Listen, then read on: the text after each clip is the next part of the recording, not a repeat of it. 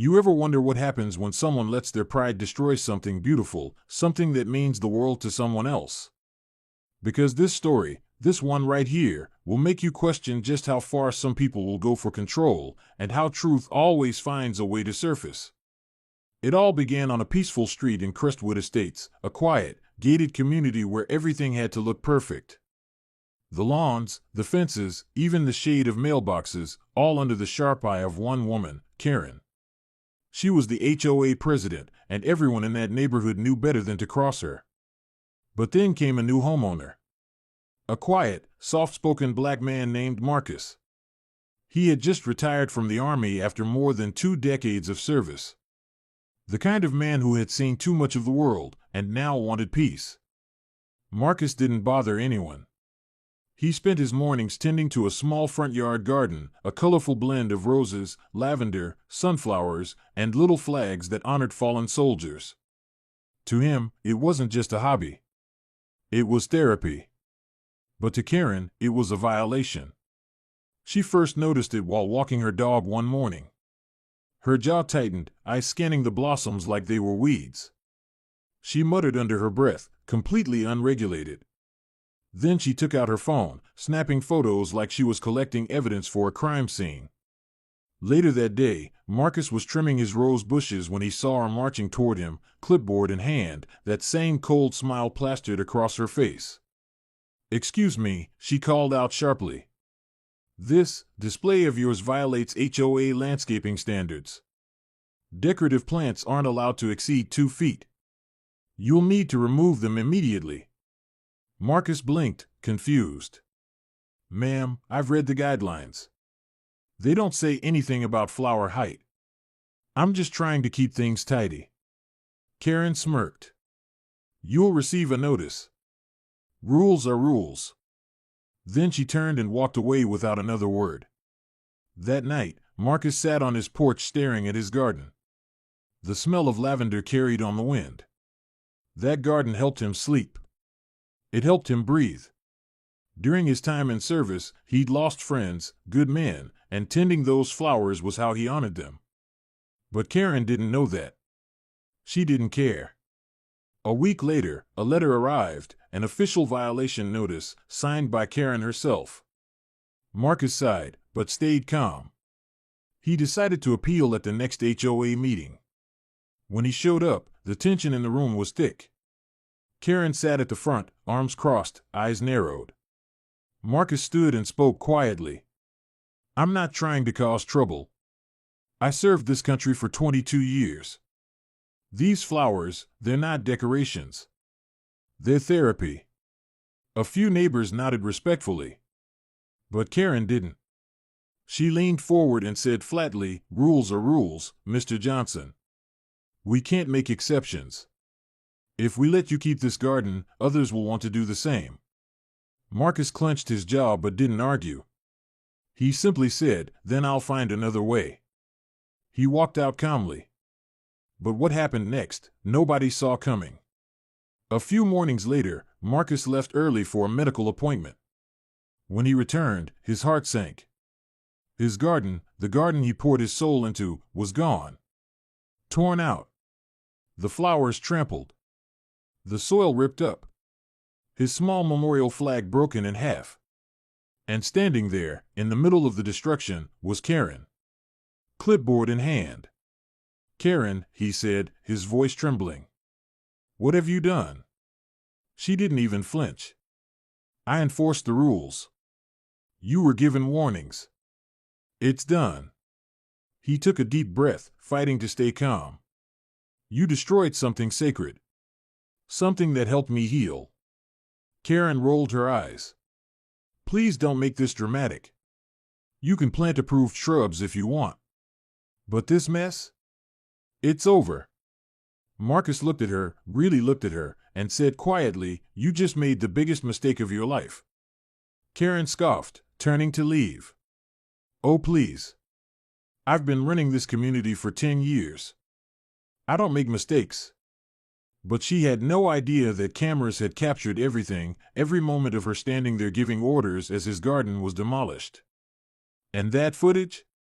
would soon turn her perfect little world upside down. The days after Karen destroyed Marcus's garden were heavy. The once vibrant patch of color that greeted neighbors each morning was now a scar of torn soil and broken stems. The air around his house felt quieter, colder, like even the birds refused to sing there anymore. Marcus didn't argue. He didn't yell. He just stood there that morning, staring at the empty earth. The neighbors who saw it from across the street stayed silent, afraid to get involved. After all, Karen was the HOA president. She had power. And power, in that neighborhood, kept people quiet. But silence doesn't last forever. A few days later, a young boy named Tyler, whose father often jogged past Marcus's house, asked his dad a question that spread faster than gossip ever could. "Dad, why did Miss Karen destroy the man's flowers? Those were for the soldiers, right?" His father stopped mid-jog, confused. "What do you mean, for the soldiers?" Tyler nodded. "Mr. Marcus told me his flowers were for his friends from the army. The ones who never came home. He said the blue ones meant peace." By the next day, half the neighborhood knew. And once people understood what that garden meant, the tone began to change. Conversations that once praised Karen's discipline now carried guilt, discomfort, and anger. Linda, Karen's closest ally on the HOA board, couldn't shake the thought. She drove by Marcus's house that evening, hoping to speak to him. But he was sitting quietly on his porch, holding an old, worn-out dog tag in his hand, staring at the spot where his roses once stood. She walked up slowly. "Mr. Johnson," she began softly, "I heard about what happened. I'm so sorry. I didn't know those flowers meant something." Marcus looked up at her, his eyes tired but kind. "They weren't just flowers, ma'am. Each color stood for someone I lost. Every seed had a story. I didn't build a garden. I built a memorial." Linda's throat tightened. "Did you ever tell Karen that?" He smiled faintly. "I didn't think I had to. Some things speak for themselves." She left that night with tears in her eyes, and the next morning, she spoke at the HOA office. "Karen," she said firmly, "we need to talk about what you did." Karen barely looked up from her computer. "If this is about the garden, the case is closed." "No," Linda replied. "It's not closed. It's cruel." Karen frowned. "I enforced the rules." He knew what he was doing. Linda stood her ground. "He's a decorated veteran. That garden was a tribute to fallen soldiers. You didn't enforce the rules, Karen. You destroyed something sacred." Karen's face faltered, just for a moment. "How was I supposed to know that? You didn't even ask." Linda snapped. "You didn't listen, you just acted, because you wanted control." The tension between them spread through the community like wildfire. By that evening, a few neighbors had gathered in front of Marcus's yard, placing small candles where his garden used to be. Some brought flowers, others flags. No one said much, they didn't have to. The next morning, Karen stepped outside to see what the commotion was. Her breath caught. The entire front of Marcus's yard was covered in blossoms and memorial flags, left there by neighbors she had ruled over for years. Each one carried a note. Some read, "Thank you for your service."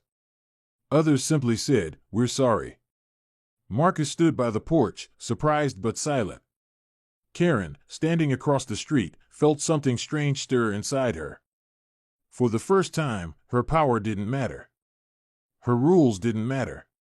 What she had done was visible, not because of a camera, but because people had seen her heart. And it was ugly. That evening, she showed up at Marcus's house.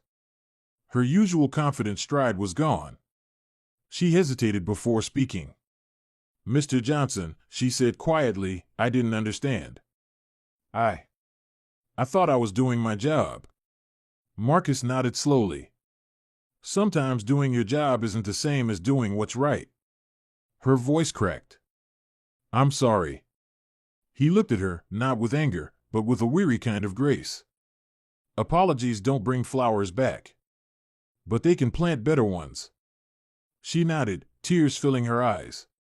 If you'll let me, I want to help you rebuild it. He paused, then said softly, everyone deserves a second chance. Even you. The following weekend, the neighborhood came together. Children helped plant new flowers. Neighbors donated seeds and decorations. And yes, Karen showed up too. No clipboard, no rules, just gloves and dirt-stained hands. By sunset, the garden bloomed again, brighter, fuller, and more beautiful than before. A sign stood in the middle that read, "In memory of those who served, and a reminder that respect grows stronger than rules." Karen stood there quietly, reading it over and over. For the first time, she didn't feel like the one in charge. She felt human. And the neighborhood? It changed. They learned that kindness could keep a place together far better than power ever could. Marcus finally found peace, not because he won a fight, but because he helped the community rediscover its heart. So, let me ask you, if you were in Marcus's place, what would you have done? Would you have forgiven Karen, or made her pay? And do you think people like her ever really change? Tell me your thoughts in the comments, and if you love powerful stories like this, full of drama, lessons, and heart, make sure you hit that subscribe button, drop a like, and share this story. Because sometimes the greatest justice isn't revenge, it's growth.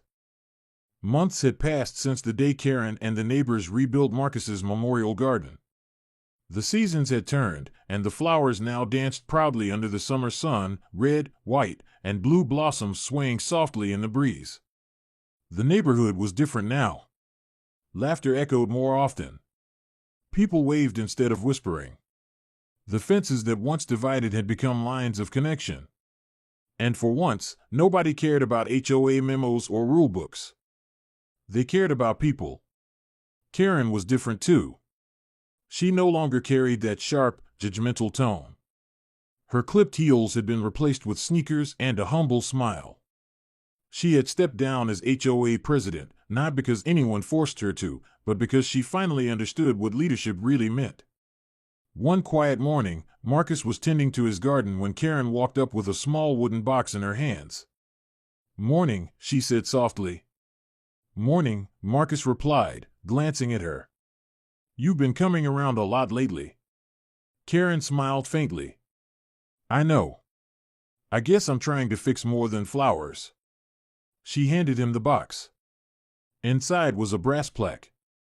It read, "In honor of Sergeant Marcus Johnson, for his service, his sacrifice, and his forgiveness."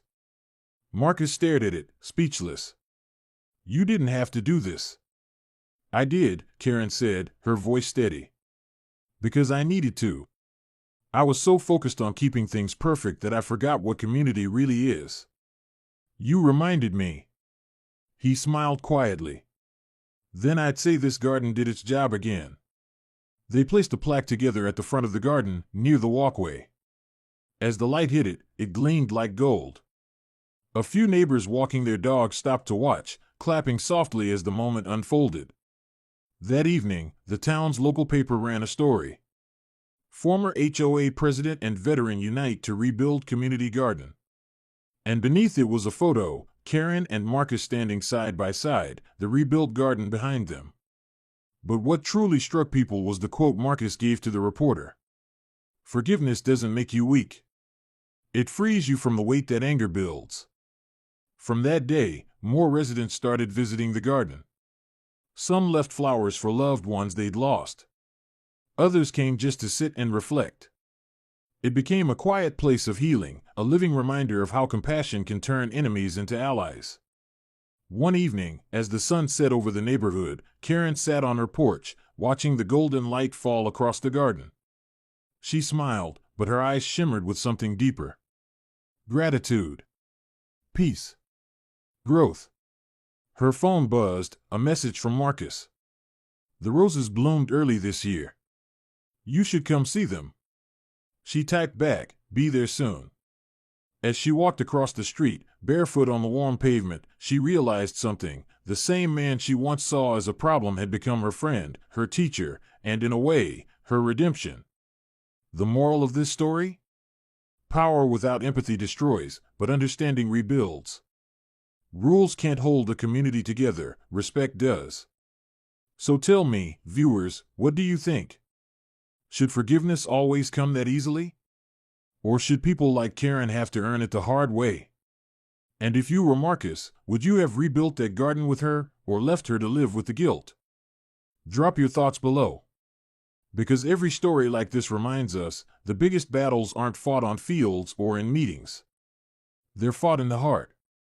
If you enjoyed this story and believe kindness can change even the hardest hearts, don't forget to like, share, and subscribe, because we've got more stories that prove redemption isn't just a word, it's a choice.